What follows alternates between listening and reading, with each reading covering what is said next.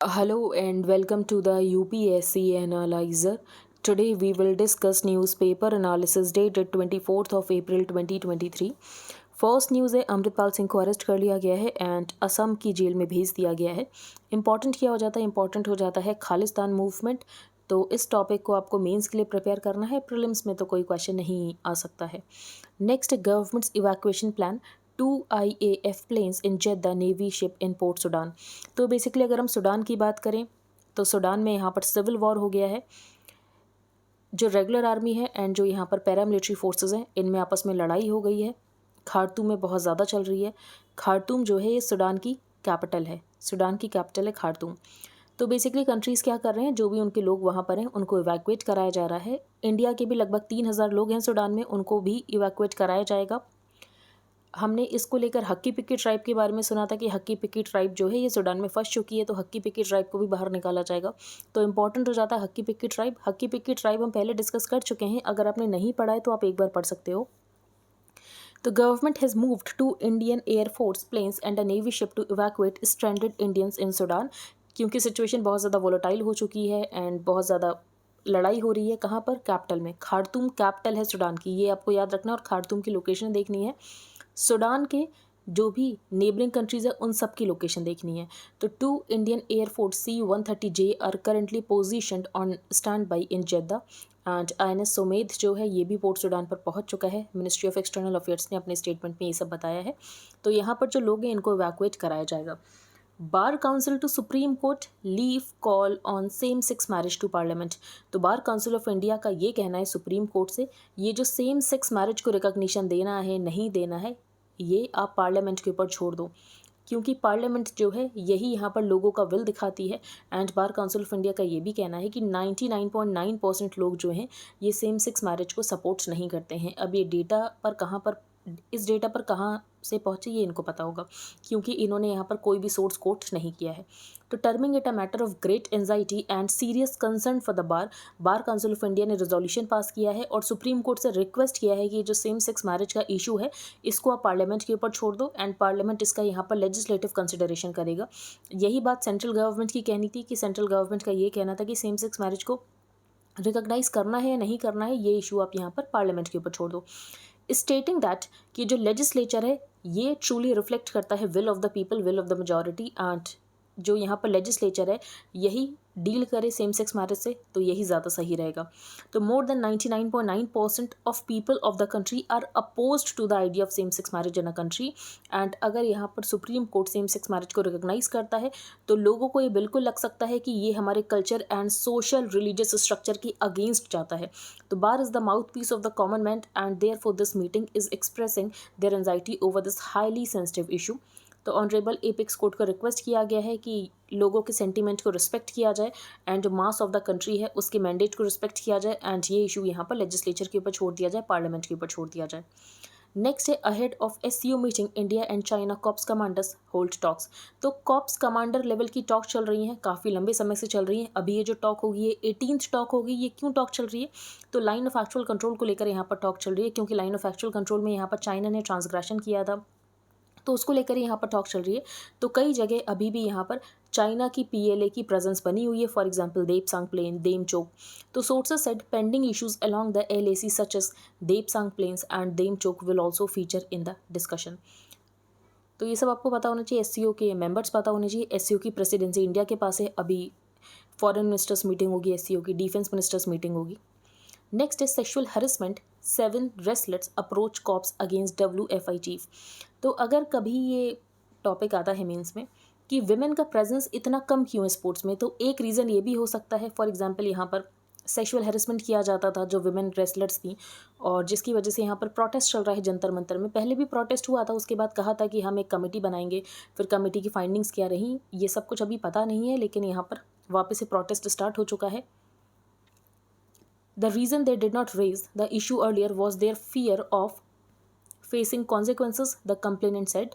They alleged that on at least 4 occasions जो यहाँ पर harassment किया गया ब्रिजभूषण MP के बंगलों पर किया गया, ये सब बताया गया, जो कि इंपॉर्टेंट नहीं है, लेकिन ये एक रीज़न हो सकता है कि जब वेमेन का प्रेजेंस है ये हमें क्यों नहीं दिखता है स्पोर्ट्स में। नेक्स्ट है यहाँ पर why was he quiet as Jammu and Kashmir governor. तो बेसिकली मिस्टर सत्यपाल मलिक इन्होंने इंटरव्यू दिया था, वायर को दिया था इंटरव्यू, एंड इस इंटरव्यू में इन्होंने कुछ बातें बताई। फॉर एग्जांपल इनका ये कहना था कि पुलवामा अटैक नहीं होता अगर यहाँ पर एयरक्राफ्ट दे दिए जाते फेरी के लिए, और भी इन्होंने कुछ बातें बताई, ठीक है। उसके बाद यहाँ पर जो हमारे ऑनरेबल होम मिनिस्टर हैं उनसे क्वेश्चन किया गया, ये जो भी यहाँ पर क्लेम किए गए थे सत्यपाल मलिक जी के द्वारा। तो इनका बेसिकली ये कहना है हमारे होम मिनिस्टर जी का कि ये सब तब क्यों नहीं बोला जाता है जब इंसान यहाँ पर सत्ता में होता है, जब वो बाहर आ जाता है तभी उसको सारी बातें क्यों याद आती हैं। तो ये एक क्वेश्चन है जो कि किया गया है। तो denying former Jammu and Kashmir Governor Satyapal Malik's allegations of lapses by the government during the 2019 Pulwama attack, Union Home Minister Amit Shah Saturday said the credibility of such claims must be questioned, क्योंकि जब यहाँ पर Satyapal Malik governor नहीं रहे उसके बाद ये सारी बातें उन्होंने कही, जब वो गवर्नर थे तब उनको ये सारी बातें याद नहीं आई, ये इनका क्वेश्चन है। नेक्स्ट है, ये हम डिस्कस कर चुके हैं फर्स्ट पेज पर, और कोई इंपॉर्टेंट न्यूज़ नहीं है। वर्ड पेज पर यहाँ पर ज़रूर कुछ न्यूज़ है। Countries rush to evacuate citizens from Sudan as US UK pull out their diplomats. तो अभी हम भी अपने लोगों को इवैक्यूएट कराएंगे। बाकी यहाँ पर फ्रांस, ग्रीस, यूरोपियन नेशंस ने इवैक्यूएट कराना स्टार्ट कर भी दिया है। यहाँ पर एक लोकेशन इंपॉर्टेंट है, एक आइलैंड इंपॉर्टेंट है जिसका नाम है केपुआलन बातू आइलैंड। कहाँ पर है? तो ये इंडोनेशिया में है, ठीक है।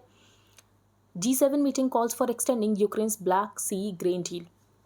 तो Black Sea grain deal initiative यहाँ पर टर्की और UN के द्वारा ब्रोकर किया गया था कि जो यूक्रेन है ये अपने ग्रेन्स को एक्सपोर्ट कर सके, उसके लिए यूक्रेन को एक प्रोटेक्टेड कॉरिडोर प्रोवाइड किया जाएगा, ठीक है। पर ये जो डील हुई है बेसिकली ये ऐसे एटर्निटी तक नहीं हुई है, 120 दिन, उसके बाद वापस से इसको यहाँ पर रीन्यू किया जाता है।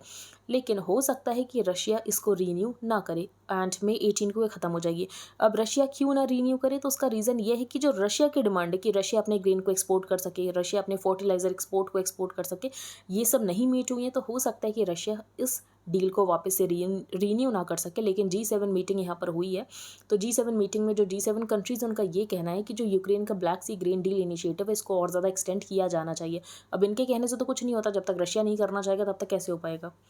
तो group of 7 economic powers called on Sunday for the extension, full implementation and expansion of a critical deal to export Ukrainian grain through the Black Sea.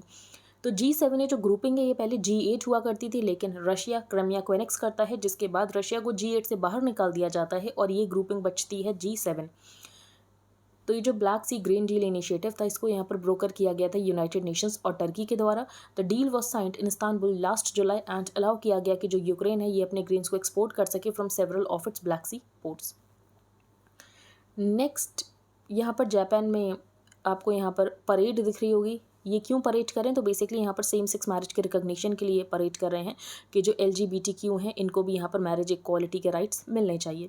तो चेंज जापान की बात करें तो काफ़ी स्लो है। जापान इस बार G7 कंट्रीज़ की meeting को भी होस्ट कर रहा है। जापान की बात करें तो जापान यहाँ पर लीगली रिकॉग्नाइज नहीं करता है सेम सेक्स मैरिज को। नेक्स्ट यहाँ पर एक आइलैंड है एंड उस आइलैंड को बेचा जा रहा है कि जिसको भी खरीदना है वो खरीद सकता है। अप फॉर सेल है $186,000 का, तो बेसिकली हो गया 1.5 करोड़ रुपए।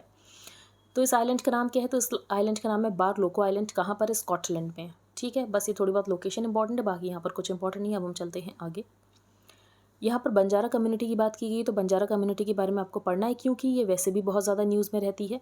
अब ये न्यूज़ में क्यों है? तो बेसिकली यहाँ पर बंजारा कम्युनिटी की कुछ विमेन थी जिनके साथ यहाँ पर क्या किया गया? तो हाँ, इनके साथ हिस्टेरेक्टॉमी किया गया। हिस्टेरेक्टॉमी क्या होता है? जो यूट्रस होता है इसको रिमूव कर दिया जाता है, फेलोपियन ट्यूब्स को रिमूव कर दिया जाता है। ट्यूबेक्टॉमी में रिमूव नहीं किया जाता है लेकिन हिस्टेरेक्टॉमी में रिमूव कर दिया जाता है। तो ये बस आपको पता होना चाहिए अब ऐसा क्यों किया गया। तो डॉक्टर बेसिकली पैसा बनाना चाहता था जिसकी वजह से उसने यहाँ पर ऐसा किया था। नेक्स्ट है राहुल लिंगायत पुश वाया अडानी आस्कवुड बसवन्ना अप्रूव। तो यहाँ पर बसवन्ना बहुत इंपॉर्टेंट हो जाते हैं। तो बसवन्ना के बारे में हम कुछ पॉइंट्स देखेंगे। Basaveshwara was born in Bagewadi during 1131 AD और ये फाउंडिंग सेंट है लिंगायत सेक्ट के। तो लिंगायत और वोकालिगास इनके बारे में आपको पता होना चाहिए। दो पावरफुल डोमिनेंट कम्युनिटी हैं ये कर्नाटका के। His spiritual discipline was based on the principles of arivu मतलब नॉलेज, आचार मतलब राइट कंडक्ट एंड अनुभव मतलब divine experience and it brought social, religious and economic revolution in the 12th century। ये बात यहाँ पर एडवोकेट करता है होलिस्टिक अप्रोच की union with the divine. This comprehensive discipline encompasses bhakti, jnana and kriya in a well balanced manner in Kalyana Kalachuri king Bijjala appointed Basaveshwara as a कर्णिका। कर्णिका कौन होता है? अकाउंटेंट, एंड बाद में इनको प्राइम मिनिस्टर की तरह अपॉइंट किया गया था। बसवेश्वरा ने रिवोल्ट किया था जो यहाँ पर सोशल इवल्स आ चुके थे सोसाइटी में, एंड इन्होंने बहुत सारे चेंजेस की बात की, इनकी प्रैक्टिकल अप्रोच, और बाकी इन्होंने इस्टेब्लिश किया कल्याण राज। कल्याण राज मतलब वेलफेयर राज। अनुभव मंडप, ये बहुत इंपॉर्टेंट है, इन्होंने इस्टेब्लिश किया था अनुभव मंडप, जो कि कॉमन फोरम था। यहाँ पर हर कोई आ सकता था, अपनी प्रॉब्लम्स को डिस्कस कर सकता था, socio economic political strategy problems को डिस्कस किया जाता था। इसीलिए हम कह सकते हैं कि ये फोरमोस्ट पार्लियामेंट ऑफ इंडिया थी, first and the foremost, where citizens of welfare society set together, and ये सोशलिस्ट प्रिंसिपल को यहाँ पर डिस्कस करते थे। ऑल दोज डिस्कशंस को वचन्स की फॉर्म में लिखा जाता था। Vachanas were an innovative literary form written in simple Kannada language. इसके अलावा इन्होंने दो मोस्ट इंपॉर्टेंट प्रिंसिपल दिए सोशियो इकोनॉमिक के लिए, सोशियो इकोनॉमिक जस्टिस के लिए, जो कि था, एक था कायक डिवाइन वर्क, एंड दूसरा था दशोहा इक्वल डिस्ट्रीब्यूशन। डिवाइन वर्क का मतलब ये है कि हर इंडिविजुअल अपने चॉइस की जॉब को ले सकता है, लेकिन जो भी उसने जॉब ली उसको सिंसियरिटी के साथ परफॉर्म करना है। दूसरी बात, इक्वल इनकम होनी चाहिए इक्वल वर्क के लिए। The worker may lead his day to day life by his hard earned income, लेकिन वो पैसे को बचाए ना बाद में प्रॉपर्टी लेने के लिए, ये उसको नहीं करना है। जो भी उसके पास सरप्लस मनी बच रहा है बेसिकली वो सोसाइटी में दे दे, पुअर्स को दे दे, ये इनकी सोच थी। तो ये सब कुछ आपको पता होना चाहिए। एंड नाथ प्रभु केम्पेगौड़ा के बारे में भी आपको पता होना चाहिए, ठीक है। उनके स्टैचू को भी अनवील किया गया था, तो नाथ प्रभु केम्पेगौड़ा ये भी पढ़ लेना। Next, safeguarding constitution. तो बहुत सारे आज आर्टिकल आए हैं केशवानंद भारती केस को लेकर। क्यों? क्योंकि गोल्डन जुबली है, 50 साल हो चुके हैं, जिसकी वजह से यहाँ पर बहुत सारे आर्टिकल्स आए हैं। तो हम सबको डिटेल में डिस्कस करेंगे, कोई भी आर्टिकल हम ऐसे स्किप नहीं करेंगे, जो भी इंपॉर्टेंट है सब डिस्कस करेंगे। तो सेफ गार्डिंग कॉन्स्टिट्यूशन, तो Kesavananda Bharati prescribing the doctrine of basic structure. तो केशवानंद भारती केस में यहाँ पर डॉक्ट्रिन ऑफ बेसिक स्ट्रक्चर दी जाती है। The people repudiated unlimited parliamentary sovereignty. तो अगर हम इंडिया में बात करें तो इंडिया में क्या सुप्रीम है? क्या पार्लियामेंट सुप्रीम है या जुडिशरी सुप्रीम है? तो बेसिकली कॉन्स्टिट्यूशन सुप्रीम है। एंड सबके पास यहाँ पर एक लिमिटेड स्कोप है जिसमें ये अपनी पावर को एक्सरसाइज कर सकते हैं, लेकिन उस लिमिटेड स्कोप में इनके पास सॉवरेनिटी है, फिर पार्लियामेंट के पास सॉवरेनिटी है, जुडिशरी हमारी सॉवरन है। The people repudiated unlimited parliamentary sovereignty in the making of the constitution, and Supreme Court has developed the supreme power of each organ of the state. अगर वो अपनी जुरिस्डिक्शन में काम कर रहा है तो उसमें वो सॉवरन है। गोलकनाथ केस की अगर हम बात करें तो गोलकनाथ केस में ये कहा गया था कि जो अमेंडमेंट होगा वो ये देख कर होगा कि कहीं फंडामेंटल राइट्स का वायलेशन तो नहीं हो रहा है। फिर केशवानंद भारती केस में यहाँ पर बेसिक स्ट्रक्चर की डॉक्ट्रिन दी जाती है। तो आर्टिकल 368 यहाँ पर पार्लियामेंट को पावर जरूर देता है कि पार्लियामेंट यहाँ पर कॉन्स्टिट्यूशन को अमेंड कर सकती है, लेकिन कॉन्स्टिट्यूशन को यहाँ पर डेसिक्रेट नहीं कर सकती है, डिसमेंबर नहीं कर सकती है। ये नहीं कि आपने कॉन्स्टिट्यूशन को सब्सटीट्यूट करके एक नया ही कॉन्स्टिट्यूशन बना दिया। फिर यहाँ पर एनजेक केस की बात की गई है जिसमें कलेजियम सिस्टम को रिप्लेस करने की बात की गई थी, लेकिन सुप्रीम कोर्ट ने इसको अनकॉन्स्टिट्यूशनल डिक्लेयर कर दिया था और इसको स्ट्राइक डाउन कर दिया था, ये कहते हुए कि ये यहाँ पर जुडिशियल प्राइमेसी को अंडरमाइन करता है एंड ये जुडिशियल इंडिपेंडेंस को अंडरमाइन करता है।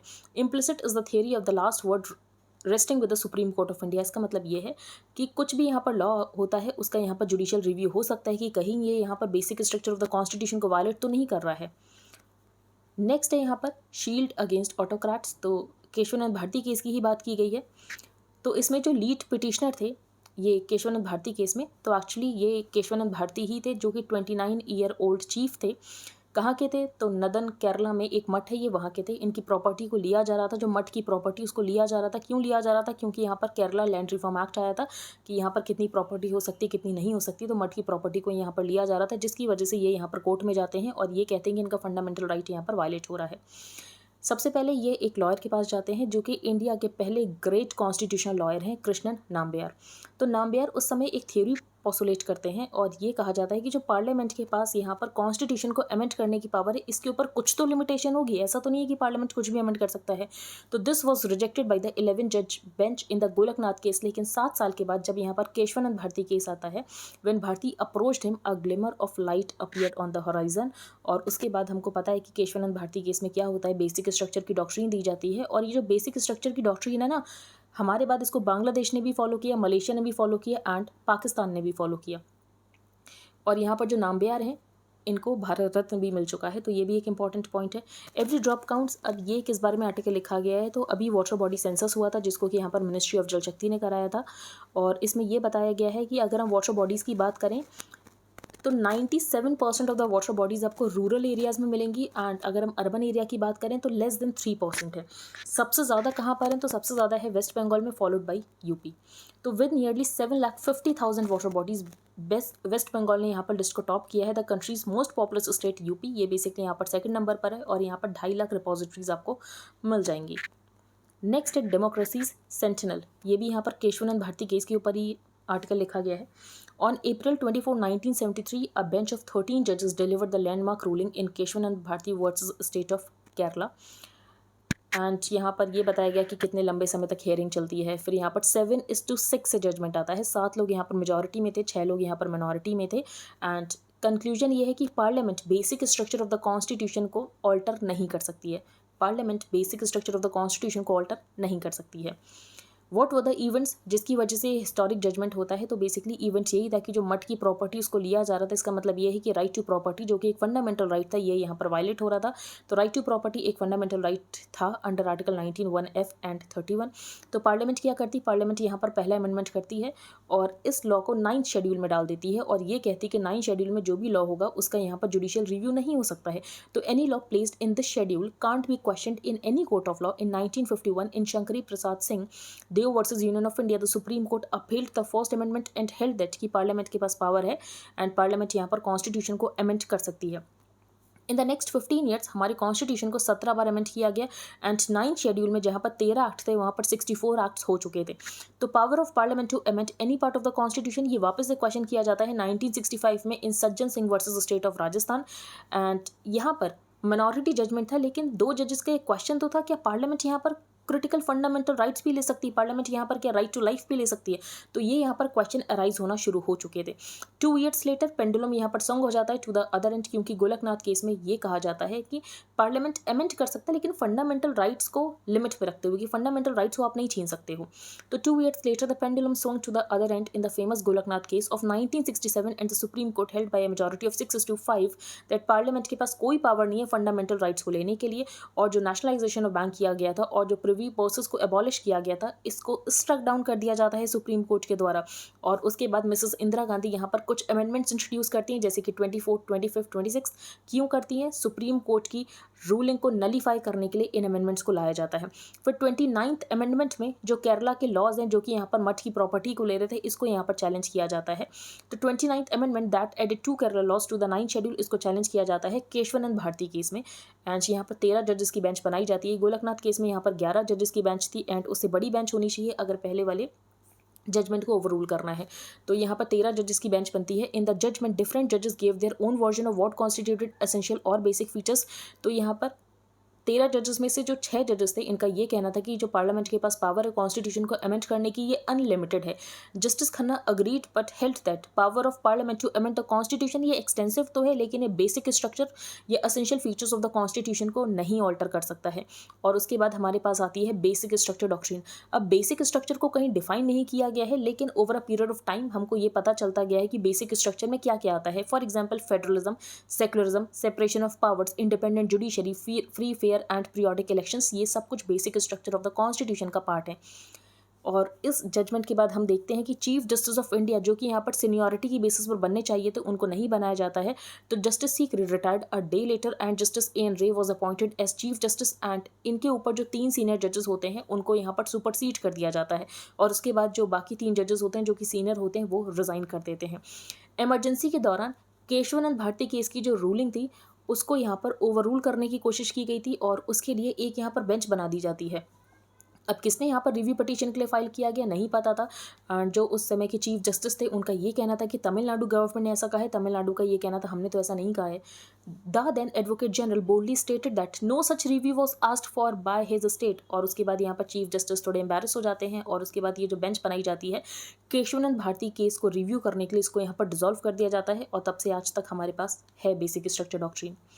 नेक्स्ट है डॉन्स एंड देयर गॉडफादर्स। ये आर्टिकल हम डिस्कस करेंगे। बेसिकली आपने जब भी पुलिस रिफॉर्म्स के लिए मेंस में टॉपिक प्रिपेयर किया हो तो आपने एक जजमेंट पढ़ा होगा, प्रकाश सिंह जजमेंट। बेसिकली हम उसी के पॉइंट्स लिखते हैं, तो ये वही है एंड इन्होंने ही इस आर्टिकल को लिखा है। तो काफ़ी अच्छे पॉइंट्स यहाँ पर रेज किए हैं जो कि हम देखेंगे। तो इन माई 35 years of service in the police I can't recall any instance when the killing rightly और रॉन्गली, जैसे कि यहाँ पर अतीक अहमद की हुई है, जिसमें लोगों को इतना ज़्यादा इंटरेस्ट आ रहा है और कंट्रोवर्सी भी बहुत ज़्यादा हुई है। तो कमिंग टू स्पेसिफिक्स, 1993 में गवर्नमेंट एक कमेटी बनाती है, एन वोरा कमेटी। क्यों बनाया जाता है? ये देखने के लिए कि ये जो क्राइम सिंडिकेट बन रहा है, ये जो माफिया ऑर्गेनाइजेशन बन रहा है और ये नेक्सस में काम कर रहे हैं गवर्नमेंट के साथ, इसके अलावा पॉलिटिकल पर्सनालिटी के साथ, ये जो नेक्सस में काम कर रहे हैं और इनको जो गवर्नमेंट फंक्शनरीज प्रोटेक्ट करें, फॉर एग्जाम्पल इनको ब्यूरोक्रेसी प्रोटेक्ट कर रही है, तो ये जो नेक्सस है, इस नेक्सस को कैसे तोड़ा जाए। The committee recorded that the network of the mafia, basically यहाँ पर एक पैरेलल गवर्नमेंट काम कर रही है, pushing the state apparatus into irrelevance. ठीक है, अब ये सब क्यों पॉसिबल हो पाया? क्योंकि जो पुलिस एंड ब्यूरोक्रेसी है, बेसिकली सिम्बाटिक तरीके से इनके साथ काम कर रही थी। तो इस नेक्सस को कैसे तोड़ा जा सकता है? क्योंकि यूपी ने काफ़ी हद तक इस नेक्सस को तोड़ा है। तो सबसे पहली बात कि पॉलिटिकल पेट्रोनेज नहीं मिलनी चाहिए इन माफियाज को। तो पहले यहाँ पर पॉलिटिकल पेट्रोनेज मिला करती थी, तो पॉलिटिकल पेट्रोनेज नहीं मिलनी चाहिए। दूसरी बात, इनका इकोनॉमिक एम्पायर को डिमोलिश किया जाना चाहिए। फॉर एग्जाम्पल अतीक अहमद के कुछ 1200 करोड़ की प्रॉपर्टी को या तो रिकवर किया गया है या तो डिमोलिश किया गया है। 3, डॉन्स को अकाउंटेबल ठहराने की जरूरत है to the law. For example अगर इन्होंने जो भी किया है तो अंडर ट्रायल ना हो, जल्द से जल्द इनको कन्विक्ट किया जाए। 4, जो पुलिस ऑफिसर्स एंड ब्यूरोक्रेट्स के जो विंग्स हैं, जो कि नेक्सस का पार्ट है, इनको क्लिप करने की ज़रूरत है। यूपी को क्रेडिट दिया जाना चाहिए कि यूपी ने ये सब कुछ किया है। कि हाईएस्ट लेवल पर बात करें तो इन माफिया को कोई भी पॉलिटिकल प्रोटेक्शन नहीं है। इनके इकोनॉमिक जो एम्पायर है, जो इनके पास पैसा है, जो इनके पास प्रॉपर्टी, इसको भी काफ़ी हद तक डिमोलिश कर दिया गया है। अकॉर्डिंग टू स्टेट पुलिस, यहाँ पर अतीक अहमद और उसकी कुछ फैमिली की प्रॉपर्टी 1200 करोड़, इसको यहाँ पर सीज किया गया है, रिकवर किया गया है या तो डिमोलिश किया गया है। लेकिन अगर हम बात करें तो इतनी ज़्यादा कोहेसिव टीम यूपी में भी नहीं बन पाई है। ऑन April 15 ये बताया गया कि अतीक अहमद और उसके भाई को यहाँ पर लेकर जा रहे थे चेकअप के लिए और उसको गोली मार दी जाती है। The state government has ordered a judicial inquiry into the incident and उसके बाद जुडिशियल प्रोब होगी, पुलिस इन्वेस्टिगेशन होगी। उसके बाद पता चलेगा कि ये जो यंगस्टर्स थे, ये जो 3 लोग थे, इन्होंने क्यों मारा और इनका क्या मोटिव था। ये सब कुछ हमको पता चलेगा। इनको किसने फाइनेंस किया, इनके पास इतनी महंगी बंदूकें कहाँ से आई, इनको किसने ट्यूटर किया था स्लोगन्स रेज करने के लिए, ये सब कुछ हमको पता चलेगा। अतीक्स सन असद अहमद एंड हिज 8, इनको यहाँ पर UP police special task force के द्वारा एनकाउंटर कर दिया गया था झांसी में। बोथ वर एलिजेडली इन्वॉल्व जब यहाँ पर उमेश पाल का मर्डर होता है, a key witness in the 2005 murder of Raju Pal. तो इन सब में हम देख रहे हैं कि पुलिस को ब्लेम किया जा रहा है कि क्या पुलिस यहाँ पर कॉम्प्लिसिट थी। अब पुलिस को ब्लेम करना ठीक है, पुलिस यहाँ पर डिजर्व करती कि उसको 2-4 बातें सुनाई जाए, लेकिन क्या यहाँ पर पॉलिटिकल क्लास को कुछ नहीं सुनना चाहिए? क्या यहाँ पर पॉलिटिकल क्लास की कोई अकाउंटेबिलिटी नहीं बनती? ये यहाँ पर ऑथर का क्वेश्चन है। फिर यहाँ पर वेस्टर्न मीडिया की बात की है, तो वेस्टर्न मीडिया तो बेसिकली काफ़ी ज़्यादा हिपोक्रेट है। मैंने भी काफ़ी हेडलाइंस देखी थी जिसमें ये वो लोग कह रहे थे कि एक्स एमपी को मार दिया गया, रॉबिन हुड को मार दिया गया। वो ये नहीं बता रहे थे कि ये इंसान माफिया है। फॉर एग्जांपल बीबीसी की यहाँ पर बात की गई, बीबीसी यहाँ पर फॉर्मर एमपी बात कर रहा था कि फॉर्मर एमपी को मार दिया गया है, एक्स्ट्रा जुडिशियल किलिंग्स होने लग रही हैं यूपी में। The police are taking the rap for all that has gone wrong and ये डिजर्व भी करते हैं। इनको भी तो अकाउंटेबिलिटी इंश्योर करने की ज़रूरत है, लेकिन what about fixing some accountability for the political class जिन्होंने इस माफिया को नर्चर किया है। Far back in 2003, Justice V.S. Malimat had warned us that कि जो क्रिमिनल जस्टिस सिस्टम में कोलैप्स हो रहा है, तो अगर 2003 में आपको पता था कि क्रिमिनल जस्टिस सिस्टम कोलैप्स हो रहा है, तो तब आपने कुछ क्यों नहीं किया? अभी तक क्या आप वेट कर रहे थे? फिर सुप्रीम कोर्ट के डायरेक्शन आ चुके हैं पुलिस रिफॉर्म्स के ऊपर, इसको लेकर आप इसको इंप्लीमेंट क्यों नहीं कर रहे हो? तो ये सारे यहाँ पर ऑथर के कुछ क्वेश्चन हैं। नेक्स्ट है text book for the times, ये हम नहीं डिस्कस करेंगे। एनसीईआरटी का रैशनलाइजेशन हुआ है जो कि हम डिस्कस कर चुके हैं। ट्रैक 1.5 डायलॉग, तो ट्रैक 1.5 डायलॉग क्या होता है? तो बेसिकली ट्रैक 1, ट्रैक 2 ये सारे डायलॉग डिप्लोमेसी होती है। ट्रैक 1.5 में यहाँ पर कुछ ऑफिशियल लोग होते हैं एंड कुछ नॉन ऑफिशियल होते हैं। जैसे कि ट्रैक 1 में यहाँ पर ऑफिशियल मेंबर्स होते हैं, ट्रैक 2 में यहाँ पर नॉन ऑफिशियल होते हैं। ट्रैक 1.5 का मतलब ये है कि कुछ ऑफिशियल कुछ नॉन ऑफिशियल, तो इसको ट्रैक 1.5 डायलॉग बोलेंगे। तो Delhi set to host talks on Myanmar crisis tomorrow. तो अगर हम यहाँ पर म्यांमार की बात करें तो म्यांमार में यहाँ पर जो इनकी मिलिट्री हुंटा है, इन्होंने कंट्रोल ले रखा है एंड आप कह सकते हो कि वहाँ पर मिलिट्री गवर्नमेंट है। तो जो भी यहाँ पर प्रो डेमोक्रेसी प्रोटेस्टर्स हैं उनके ऊपर क्रैकडाउन किया जा रहा है, उनको मारा जा रहा है। तो इस क्राइसिस से कैसे डील किया जाए? जो दिल्ली है ये कैसे काम कर रहा है? तो बेसिकली हमारी डुअल ट्रैक पॉलिसी ये है कि हम हुंटा के साथ भी इंगेज कर रहे हैं, लेकिन जो प्रो डेमोक्रेसी प्रोटेस्टर्स हैं उनके साथ हम सिंपैथाइज भी कर रहे हैं। तो Delhi has balanced its polite calls for restoration of democracy with friendly engagement with the junta, prioritising its need to ensure that Myanmar does not provide safe havens to North East insurgents. क्योंकि Myanmar बहुत ज़्यादा ज़रूरी है हमारे लिए। क्यों ज़रूरी है? नॉर्थ ईस्ट में इंसर्जेंसी को टैकल करने के लिए। नॉर्थ ईस्ट में इंसर्जेंसी के लिए म्यांमार बहुत ज़रूरी है, जिसकी वजह से म्यांमार को हम डायरेक्टली क्रिटिसाइज एक्सरसाइज नहीं कर सकते हैं क्योंकि हमें म्यांमार के सपोर्ट की ज़रूरत है नॉर्थ ईस्ट में इंसर्जेंसी को टैकल करने के लिए। फॉर एग्जांपल अगर हम वेस्टर्न नेशंस की बात करें तो ये म्यांमार में कहते हैं कि आपको डेमोक्रेसी लानी है, आपको ये करना है वो करना, हम ऐसा नहीं कर सकते। अगर हम ऐसा करेंगे तो म्यांमार और ज़्यादा चाइना के करीब चला जाएगा। अब हम चलते हैं आगे। Kesavananda case and its legacy. तो ये बताया गया है कि कहाँ कहाँ पर बेसिक स्ट्रक्चर डॉक्ट्रिन को यूज़ किया गया है सुप्रीम कोर्ट के द्वारा, एंड मोस्टली वहाँ पर किया गया है जहाँ पर जुडिशियल रिव्यू को लेने की कोशिश की गई थी। फॉर एग्जांपल कियोतो हुलान केस, तो कियोतो हुलान केस में ये बोला गया था कि जो 10th शेड्यूल है यहाँ पर जो स्पीकर का डिसीजन होगा उसका जुडिशियल रिव्यू नहीं हो सकता। तो सुप्रीम कोर्ट ने इसको यहाँ पर स्ट्रक डाउन कर दिया। तो सुप्रीम कोर्ट का ये कहना था कि जो स्पीकर का डिसीजन है उसका जुडिशियल रिव्यू हो सकता है। The Supreme Court upheld the Constitution 52nd Amendment Act that introduced the 10th Schedule or the so-called anti-defection law in the Constitution. Only portion amendment का जो कि स्ट्रक डाउन किया गया था वो ये था कि जो स्पीकर का डिसीजन है उसका जुडिशियल रिव्यू नहीं हो सकता, लेकिन सुप्रीम कोर्ट का ये कहना था कि judicial review is the basic feature of the constitution and judicial review हो सकता है। फिर यहाँ पर बात की गई 97th अमेंडमेंट एक्ट 2011 की। तो 97th अमेंडमेंट एक्ट 2011 में यहाँ पर कुछ पोर्शन को स्ट्रक डाउन किया गया था, लेकिन ये जो पोर्शन को स्ट्रक डाउन किया गया था ये एक्चुअली यहाँ पर बेसिक स्ट्रक्चर की ग्राउंड्स पर नहीं, प्रोसीजरल ग्राउंड्स पर किया गया था, क्योंकि यहाँ पर जो कोऑपरेटिव्स स्टेट के अंदर हैं तो इनके ऊपर पूरा कंट्रोल स्टेट का होता है, क्योंकि स्टेट लिस्ट में फॉल होता है। तो यहाँ पर पार्लियामेंट अपने बेसिस पर इनके लिए लॉ नहीं बना सकती, एंड पार्लियामेंट अगर लॉ बना भी रही है तो basically half of the states की रेटिफिकेशन की जरूरत होगी, ऐसा यहाँ पर कहना था। तो यहाँ पर बेसिक स्ट्रक्चर डॉक्ट्रिन की तो बात ही नहीं आती, ये तो प्रोसीजरल ग्राउंड की बात आती है, क्योंकि जो कोऑपरेटिव है ये स्टेट लिस्ट का पार्ट है। फिर यहाँ पर Keshavananda Bharti and others versus the state of Kerala and another. While the court upheld the land ceiling laws that were challenged, it struck down a portion of the 25th amendment जिसमें ये कहा गया था कि अगर कोई लॉ यहाँ पर पास किया जाता है डीपीएसपी को इफेक्ट देने के लिए तो इसको वॉइड डिक्लेयर नहीं किया जा सकता अगर ये फंडामेंटल राइट 14, 19 या 31 को अब्रिज करता है। फिर इंदिरा गांधी वर्सेस राज नारायण केस, तो इसमें यहाँ पर एक अमेंडमेंट किया गया था और 39th अमेंडमेंट एक्ट में ये कहा गया था कि सुप्रीम कोर्ट उन पिटीशंस को नहीं सुन सकता जो कि president, prime minister, vice president या तो स्पीकर ऑफ लोकसभा के इलेक्शन को चैलेंज कर रहे हैं। फिर मिनर्वा मिल्स केस की बात करें तो यहाँ पर आर्टिकल 368 में एक क्लॉज इंसर्ट किया गया था और ये कहा गया था कि पार्लियामेंट की जो पावर है कॉन्स्टिट्यूशन को अमेंड करने की उसमें कोई भी लिमिटेशन नहीं है। फिर 32nd अमेंडमेंट एक्ट की बात करें तो 32nd अमेंडमेंट एक्ट जो किया गया था उसमें ये कहा गया था कि जो यहाँ पर आंध्र प्रदेश ने एडमिनिस्ट्रेटिव ट्राइब्यूनल बनाया है सर्विस मैटर्स के लिए, यहाँ पर हाई कोर्ट का जुरिस्डिक्शन नहीं होगा। तो हाई कोर्ट की आप जुडिशियल रिव्यू की पावर नहीं ले सकते, आप हाई कोर्ट का जुरिस्डिक्शन नहीं ले सकते, तो इसको भी यहाँ पर अनकॉन्स्टिट्यूशनल डिक्लेयर कर दिया गया था। फिर L Chandra Kumar versus union of India, top court struck down a portion of the 42nd amendment जिसमें ये कहा गया था कि जो एडमिनिस्ट्रेटिव ट्रिब्यूनल्स बनाई जा रही हैं तो उसके बाद यहाँ पर हाई कोर्ट जुडिशियल रिव्यू नहीं कर सकते हैं। In Sudan's general versus general, who else in the world is worried and why? अब यहाँ पर दुनिया क्यों वरीड है हमें ये सब नहीं जानना है, हमें यहाँ पर सूडान की लोकेशन बहुत इंपॉर्टेंट है। तो आपको सूडान की लोकेशन देखनी है, उसके आसपास की कंट्री देखनी है, तो उसके नेबर्स यहाँ पर मेंशन है, लेकिन आप मैप से देखोगे तो आपको ज़्यादा याद रहेगा। और रेड सी के बॉर्डरिंग कंट्रीज़ आपको देखने, ठीक है। रेड सी के बॉर्डरिंग कंट्रीज़ की वैसे एक निमोनिक होता है DESSEY डेसी। इसमें जो ई है ये याद रखना है, ये ई एरिथ्रिया और इजिप्ट है, इथोपिया नहीं है। तो ये जो ई है ये इथोपिया नहीं है, ये एरिथ्रिया एंड इजिप्ट है, ठीक है। और SS सूडान और सऊदी अरेबिया, ठीक है। ये सब याद रखना है आपको। Next, startup funding, lenders looking for separate liquidity window from RBI।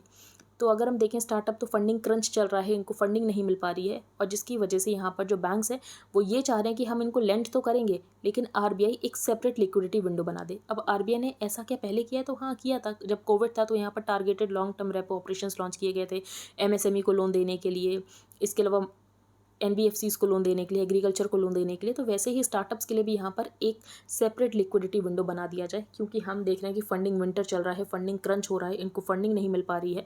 तो lenders are looking for a separate liquidity window from the Reserve Bank of India कि बेसिकली यहाँ पर फंड्स मिल सकें for on lending to startups, क्योंकि startups को loan देना खतरे से खाली नहीं होता है, क्योंकि बेसिकली ये लॉस मेकिंग होते हैं स्टार्टिंग में। और जब लोन दिया जाता है तो बैलेंस शीट देखकर नहीं, आपका प्रॉफिट लॉस कितना उसके बेसिस पर दिया जाता है। तो लॉस मेकिंग को देना रिस्क होता है कि हो सकता है कि NPA बन जाए। A dedicated window will help in mobilising the much needed capital for startups जो कि लिक्विडिटी स्क्वीज को यहाँ पर एक्सपीरियंस कर रहे हैं, जिसकी वजह से यहाँ पर मास ले ऑफ हो रहा है, बहुत सारे लोगों को यहाँ पर जॉब से निकाला जा रहा है। Usually banks are conservative in lending to startups, क्योंकि अनसर्टेनिटी होती है कि ग्रोथ प्रोस्पेक्टस कितना है, कितना आगे ग्रो कर सकते हैं, नहीं कर सकते हैं, क्या ये कभी प्रॉफिट मेकिंग हो पाएंगे, नहीं हो पाएंगे। लेकिन फंडिंग कंडीशन के लिए एक स्कीम लॉन्च की गई थी जो कि थी credit guarantee scheme for startups, जिसमें कि यहाँ पर गारंटी कवरेज प्रोवाइड किया गया था। गारंटी कवरेज यहाँ पर DPIIT थ्रू NCGTC प्रोवाइड किया गया था। तो जो भी यहाँ पर स्टार्टअप्स रिकॉग्नाइज किए गए थे, इनको यहाँ पर 10 करोड़ तक का लोन मिल सकता है कोलैटरल फ्री, एंड इसके ऊपर गारंटी प्रोवाइड की गई थी। तो under the scheme lending institutions यहाँ पर गारंटी मिलेगी up to ₹10 crore on loans, जो कि यहाँ पर इंडिविजुअल स्टार्टअप को दिए जाएंगे। और इसमें भी काफ़ी स्टार्टअप्स को रिकॉग्नाइज किया गया है एंड इन स्टार्टअप्स को लोन भी मिले हैं। 2016 में गवर्नमेंट ने एक फंड बनाया था फॉर स्टार्टअप्स, जिसका कॉर्पस था 10,000 करोड़ तक का। तो आई होप आपको सब कुछ क्लियर हो गया हो। अगर आपका कोई भी डाउट है तो आप टेलीग्राम ग्रुप पर पोस्ट कर सकते हो। If you like the analysis then please like, share and subscribe. Thank you and have a nice day.